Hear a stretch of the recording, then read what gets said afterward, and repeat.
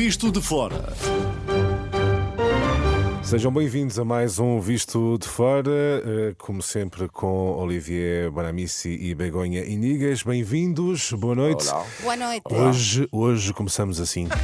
Ils sont fous, ces Romains!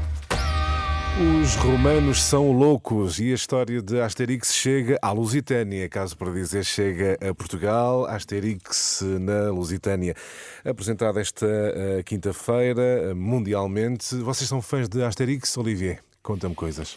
Sou fã, gosto, não é a banda desenhada que eu mais gosto, prefiro, por exemplo, das mais conhecidas, prefiro o Tintin, mas, claro que faz parte da minha infância, Asterix. E Asterix na Lusitânia é um sonho para mim, portanto, ou seja, é óbvio que eu vou comprar já, ainda não comprei, vou comprar já.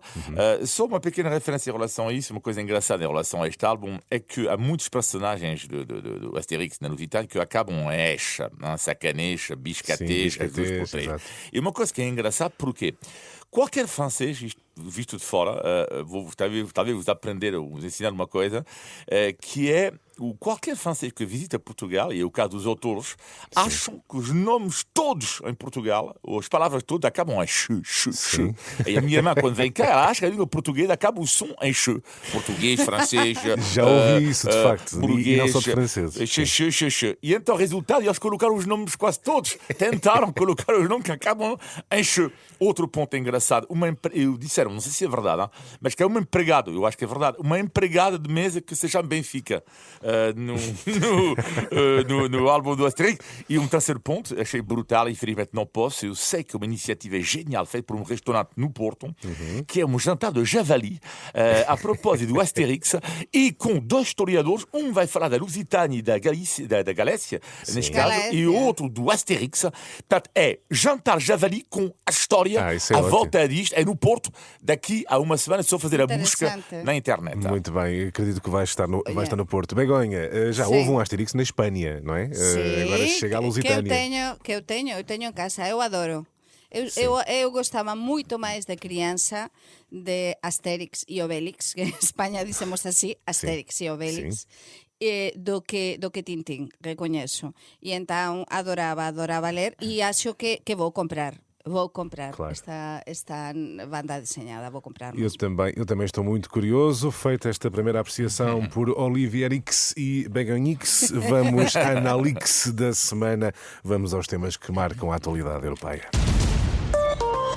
Euronet Plus. Afinal, não há encontro em Budapeste. Foi anunciado inicialmente um encontro entre Trump e Putin em Budapeste sobre a guerra na Ucrânia, mas tal não vai acontecer. Isto numa altura em que ainda assim Washington diz que pondera novas sanções à Rússia. De resto, a União Europeia também já confirmou que haverá novas sanções à Rússia, mas, Olivier, é muito difícil perceber a forma como Trump olha para o campo diplomático, como é que olha para estas situações. Qual é a tua análise? É uma loucura, ou seja, andamos a dizer isto aqui no programa também. Como é que se pode ler, como é que podemos ter uma leitura correta da diplomacia, se ela existe uma, de Donald Trump? Se para nós é complicado, metemos um minuto no pele dos ucranianos que devem pensar um dia se, finalmente eles vão nos entregar mísseis Tomahawk e depois, afinal, não. Mas depois, logo a seguir, há sanções possíveis contra a Rússia e depois, afinal, não. Tudo depende disso. O que me faz de forma global, e só para terminar, que me faz confusão nisto, é que muitas vezes Donald Trump, para mim, coloca no mesmo patamar o agressor e o agredido. Eu sempre tive dificuldade com isto, quando se colocam a vítima e o carrasco no mesmo plano. Begonha, este andar para a frente e para trás, há encontro, não se percebe muito bem a forma como a diplomacia norte-americana lida com estas questões. A densa desconfiança relativamente a Washington e sobre a forma como Trump olha para o conflito na Ucrânia.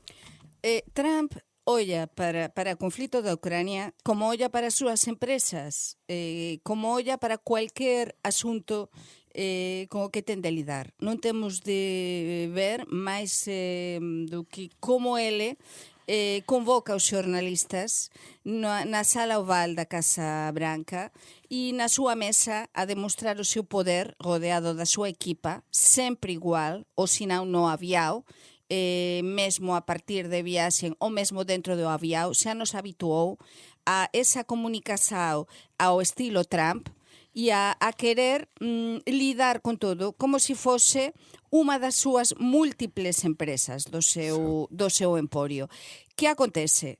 Que a guerra na Ucrania non é unha empresa dele, e entón o agresor e o agredido non é a mesma coisa. Exato. E entón eu estou a ver que o Zelensky está a ceder imenso, porque xa teve de aguantar humillações por parte do Trump. Comentouse nesta semana que a última reunión que tiveran noutro día na Casa Branca foi moito difícil, e houve até insultos, supostamente, por parte Aliás, de... Zelensky falou fora do edifício, Sí, nem sequer falou aos jornalistas no interior da Casa Branca. Então é moito grave todo o que está a acontecer, e então unha reunión que foi anunciada con tanto ímpetu, non é? Esta reunión para tentar conseguir un acordo, foi mesmo cancelada da parte do Trump, non é? E entón este ego tamén do Trump pode dificultar, non beneficiar, sino dificultar moito todo o que tem a ver com as negociações na guerra. É a ideia que cresce de facto cada vez mais difícil uma solução para a Ucrânia perante a forma como Trump olha para o conflito. Vamos olhar para outro dos temas da semana, o roubo no Museu do Louvre. Até uma tiara imperial foi roubada e danificada. Olivier, o que é que tens a dizer? Isto parece um filme, mas é plena realidade. Como é que foi possível um roubo desta dimensão e que consequências, de alguma forma? Eu diria para já, primeiro ponto, não houve vítima, que é para mim o mais importante. Ou seja, é um pouco relativizar também. Houve em França alguma parte, sobretudo ligada à extrema-direita, à comunicação social, que andou num histerismo acerca do que aconteceu. É grave, do ponto de vista da segurança do museu, mas ninguém morreu. Eu estou a dizer isto porque não deixa de ser importante para mim. O que agora, dito isto, é inacreditável que isto possa acontecer num dos maiores museus do mundo, e sobretudo foi dito ontem, que já há confirmação que não havia câmara nenhuma a filmar esta parte da rua. Exato. Não havia câmara nenhuma É uma a falha filmar esta grave, parte da não é? rua, que é uma falha inacreditável, Sim, não é? Falha grave, Uma falha gigantesca, mas já está, eu diria que é uma reflexão também acerca de... E não posso fazer o paralelo com o Funicular da Glória, mas que eu acho que há museus, que há situações, monumentos ou tudo isso, ou transportes, que eram concebidos para menos pessoas e que depois tomam uma nova dimensão. É que são 9 milhões por ano que visitam o Louvre, e há uma proposta que achei interessante da diretora do Louvre, que eu diria que, sim, parece-me óbvio, haver mais gabinete da PSP, o equivalente, dentro do museu. É evidente. Claro. Então, mais 9 milhões de pessoas por ano e não há um gabinete da PSP próprio a isto, como é óbvio, isto tem que acontecer. Não? Begonha, visto de Sim. fora, como é que tu olhaste para estes Pois acontecimentos? eu olhei como se estivese a ver, como a pensar, olha, eu isto xa o teño visto en algún lado. Eu adorei a primeira entrega, quero ver a segunda, de Lupin, non? Na Netflix. E eu penso, nesa primeira entrega aparece un roubo tamén magistral. Isto, sin dúbida, está moito e foi moito ben planificado, non é? Isto forma parte de unha estrategia moito ben definida, e é verdade que demostra e mostra que a seguranza é fundamental e que nin sempre nos nosos países, e na França, que é un exemplo tamén de democracia até agora, e de seguranza, era mesmo, pois ficou de rastros. Mas há unha coisa moito positiva, porque há unha coisa moito positiva e que eu admiro dos franceses, que só sexa por esta vez, Olivier, aquí non é facer mesmo, mas é verdade que eu admiro, é como eles recoñecen os erros. É dizer, foi desde o primeiro momento, tanto o goberno como os responsáveis do museo a dizer isto foi un erro gravísimo. Isto non pode voltar a acontecer. Algo que não acontece muito noutros países, não é? Claro, non quero falar de países, Certo, non certo. quero falar, Disse outros, mas todos non sabemos disse de ninguén. outros. Mas é que desde o primeiro momento a recoñecer que foi un erro gravísimo de seguranza. E entón, cando eles propios están a dizer, sim, houve uma falha enorme. Isso xa, para min, é moito positivo. Demostra que é unha sociedade tamén avanzada. Mas atenção, está todo a mudar e o Louvre, que eu adoro, teño estado varias veces neste museo, eu adoro, realmente é enorme e como enorme que é, a segurança sem dúvida é fundamental. Muito bem. Para fechar os temas europeus, temos que falar de Pedro Sánchez. Begonha, continuo contigo, Claro. porque o Pedro Sánchez veio publicamente defender acabe-se com a mudança da hora. Desta vez, concordas com o Pedro Sánchez? O Pedro Sánchez e os seus golpes de feito, non é? Ele, xa ven como a estrategia de comunicación do Pedro Sánchez é fantástica. Ele desvía os temas internos mas este para é pertinente. No, eu acho que é super pertinente porque há moito tempo que se está a falar en toda Europa e de feito xa se tiña debatido moitas veces, como saben os nosos ouvintes, ok? Mas nunca se avanzou. Então, ele aproveitou esta última reunión desta semana, non é? Para precisamente con os seus colegas europeos avanzar con este tema que non estaba no asunto do día e que é super pertinente. Eu, desde logo, voto por isto, pelo que dixo Pedro Sánchez, Muito porque, bem. por exemplo, en zonas, eu estou a falar da Galiza, por exemplo, na Galiza, o tema da hora nin sempre vai de acordo, porque estamos moito a oeste, Certo. non vai moito de acordo con, por exemplo, a Barcelona, o resto Claro. da península. Por iso, eu sempre defendí ter unha hora máis perto, mas iso non diz Certo, o mas Pedro fica- Sánchez, similar a Portugal, por exemplo. Mas fica sublinhada essa tua concordância com o Pedro Sánchez. Sim, sim. Olivier, rapidamente, concordas com o fim da alteração da hora, da mudança da hora? Sinceramente, não só não tenho opinião sobre isso, como é que pode ir de forma educada. A ver, diz lá. Não, na minha vida, ou seja, mudar ou não mudar de hora, sinceramente, não muda rigorosamente nada e por isso não vou Tu pronunciar acordas sobre a... igual? Ok, Tu pronto. acordas... Ah, não, mas para mim isto é teatro. Para mim é teatro. Não, Para mas- mim é mas teatro. influencia Para mim muito e Ah, não, até- para mim zero, estou a dizer. Não, para mim E zero. para almoçar também? Tu que Para mim, almoças não, tão não, cedo... para mim não, quer dizer, agora, de respeito que para quem fica perturbado com isto. Não muito é bem. só isso, mas é que há pessoas que sí que ficam... Tu dormes muito bem como durmo eu, não sei o Sérgio, mas Sim. há pessoas que esta mudança de hora influencia Sim, muitíssimo. há quem diga isso de facto, e de facto, como se percebe, é um tema que gera algum interessante, debate e muito polémica. interessante. Certamente Sim, que vamos sim, voltar a falar deste tema. Comigo não. Não, falar, enfim, na atualidade nacional e internacional. Por falar em nacional, vamos aos temas que marcam a atualidade portuguesa. Euronet Plus. Milano, Bruxelas, Sofia, Riga. Euronet Plus, a rede europeia de rádios para compreender melhor a Europa. Divulgado esta semana o relatório preliminar, conclusões preliminares da tragédia do funicular do Funicular da Glória, o Elevador da Glória em Lisboa, conclui-se que o cabo não estava adequado às exigências daquele transporte. Visto de fora, Olivier, como é que comentas estas conclusões preliminares? É terrível. Muitas vezes no programa a pergunta que nos fazem é quando acontece algo grave ou em Portugal, é mau para a imagem do país e 99,9% das vezes eu respondo não. Não é porque não estou a ver, porque pode acontecer um drama em qualquer situação, Agora, há situações que são contrárias. Este caso, sim, para mim é péssimo para a imagem do país.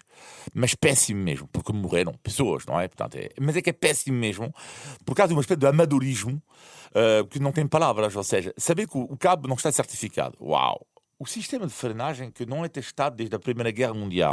Não, peraí. Mas há uma coisa que me surpreendeu imenso, que é, às vezes faz-me lembrar suspeitos que eu tenho algumas sobre a questão dos elevadores, que é, está escrito neste relatório algo que é interessante, que as tarefas de manutenção registadas como cumpridas nem sempre correspondem a tarefas efetivamente realizadas. Isto é interessante, hein?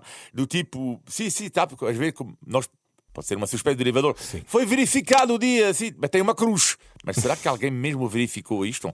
Agora, no caso isto é muito, muito grave. Mas muito grave. Dá uma péssima imagem da capital portuguesa. Mas é que é catastrófica a todos os níveis, porque mostra, repito, o amadorismo puro e duro. Begonha, a tua opinião. Falamos há um instante do que aconteceu no Louvre, que foi muito grave, mas como reconheceram rapidamente, mas não demorou nem 1 hora, 2 horas em reconhecer que foi uma falha gravíssima, ok? Uma falha deles, do próprio Museu de Segurança. E neste caso, tivemos de ter este primeiro relatório, un relatorio sen condições preliminar, mas non é o definitivo, que aponta precisamente a que se ollou para outro lado. Isto é gravísimo por parte da Carris, da empresa que se contratou, porque, como dice Olivier, a un momento, mentiuse, vou ser máis clara ainda, mentiuse con o tema da manutenção. Sim.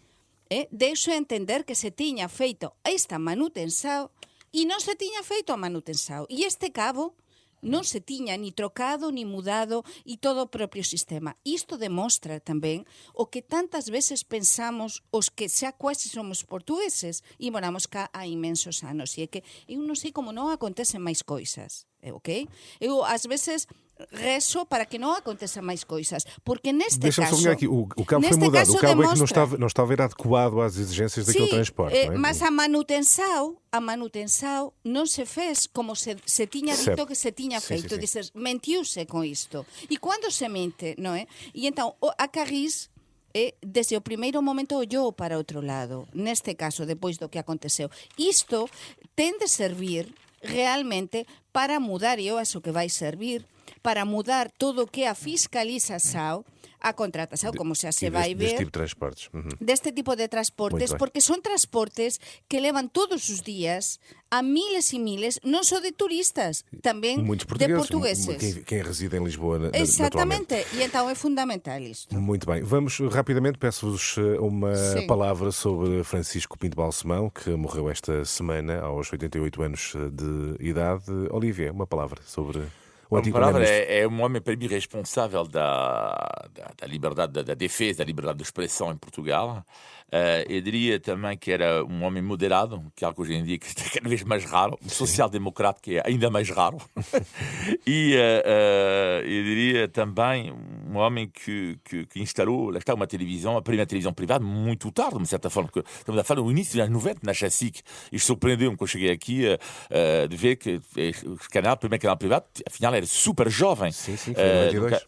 Exatamente, super jovem. E, portanto, para mim, ele está claramente ligado à liberdade da imprensa em Portugal. Begonha. Uma pessoa incontornável da democracia em Portugal, um dos pais. Com ele morre um dos pais também da democracia pós 25 de abril em Portugal. Uma pessoa que se definia como jornalista, mas que era também uma pessoa de consenso, que tentava sempre aunar todo tipo de opiniões, e uma pessoa das que xa non há, por desgraça, moitas, muito moderado, também muitas vezes, mas também muito exigente. E eu quero lembrar aqui também a sua mulher, Tita Mercedes Balsemão, que é espanhola, non sei se muitos dos nosos ouvintes saben, eu coñezo a Tita, e lle envío tamén pronto pois un abrazo neste momento, e tamén Pinto Balsemão, teño de lembrar aquí tamén como ex-presidente da Asociación de Imprensa Estranxeira en Portugal. Pinto Balsemão recebeu un dos nosos premios de personalidade do ano dos xornalistas en Portugal, precisamente há anos, pela súa labor tamén en prol da democracia e tamén do xornalismo en Portugal. Fica esse sublinhado sobre Francisco Pinto Balsemão. Vamos avançar para o índice de Tugalidade. Índice de Tugalidade. Vocês já estiveram no Algarve e certamente já ouviram algumas expressões que eventualmente não perceberam lá muito bem, não é? Tenho aqui uma expressão muito engraçada, típica do Algarve, que é besaranha. O que é que vocês acham que quer dizer besaranha? Besaranha. Besaranha. Até a ver com peixe. Não. Besugo.